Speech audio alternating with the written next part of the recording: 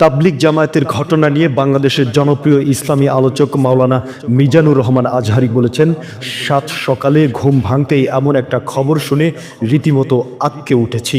অত্যন্ত মর্মাহত হয়েছি, হৃদয়ে রক্তক্ষরণ হয়েছে ভীষণ। আহারে, আমার দেশে এক মুসলিম ভাইয়ের হাতে আরেক মুসলিম ভাই রক্তাক্ত।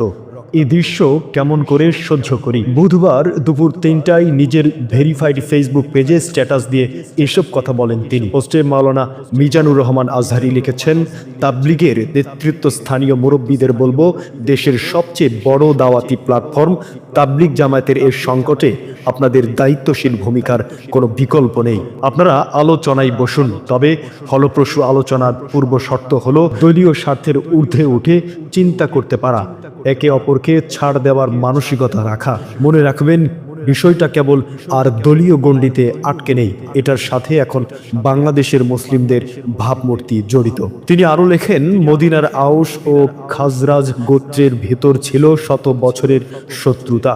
দা কুড়াল সম্পর্কে বললেও কম হবে। এই শত্রুতা ঘোচাতে নবীজির ১ ঘন্টাও সময় লাগেনি, কেননা তিনি সমস্যার একেবারে গোড়ায় হাত দিয়েছিলেন। নবীজি দেখলেন দুই গোত্রের মাঝেই ভীষণ রকম ইগো প্রবলেম, নিজেকে সেরা ভাববার বিশ্রী প্রবণতা। নবীজি তাই শুনিয়ে দিলেন তাওহীদের সবক। শোনো, তোমরা কেউই বড় নও, বড়ত্ব একমাত্র আল্লাহর শান। তাই একবার যখন আল্লাহর শ্রেষ্ঠত্ব মেনে নিয়েছো, তখন আর নিজেকে ছোট ভাবতে বাধা কোথায়? আল্লাহর ইচ্ছায় সামনে নিজেদের সঁপে দাও, সব ভেদাভেদ ভুলে যাও। নবীজির এই আপ্তবাক্য সেদিন স্ফুলিঙ্গ হয়ে জ্বালিয়ে দিয়েছিল সমস্ত শত্রুতা আর ইগো। আউস আর খাজরাজ হয়ে গেল ভাই ভাই, এক দেহ এক প্রাণ। মিজানুর রহমান আজহারী বলেন, তাবলিগের নেতৃত্ব স্থানীয় মুরব্বীদের বলবো, দেশের সবচেয়ে বড় দাওয়াতি প্ল্যাটফর্ম তাবলিগ জামায়াতের এই সংকটে আপনাদের দায়িত্বশীল ভূমিকার কোনো বিকল্প নেই।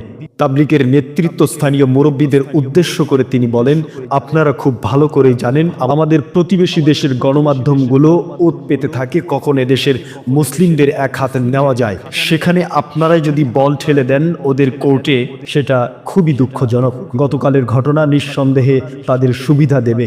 তারা এই ইস্যু ব্যবহার করে এদেশের ইসলামী আন্দোলন ও দলগুলোকে বিতর্কিত করবার চেষ্টা চালাতে পারে। সেই সাথে এই ঘটনা তাবলিগের দায়িত্বশীলদের সামনে আত্মসমালোচনার সুযোগ তৈরি করে দিয়েছে।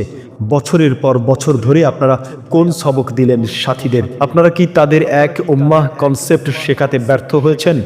আপনারা যথারীতি তারবিয়াত দিতে পারেননি বলে সাথীরা আজ সত্যিকার শত্রু চিনতে ভুলে গিয়ে নিজেদেরই শত্রু ভেবে বসে আছে। পৃথিবীর অন্যান্য দেশে তাবলিগের দুপক্ষ যার যার মতো কাজ করছে, কিন্তু এমন মারামারি তো হচ্ছে না, কারণ তাদের মধ্যে উম্মাহ স্পিরিট আছে।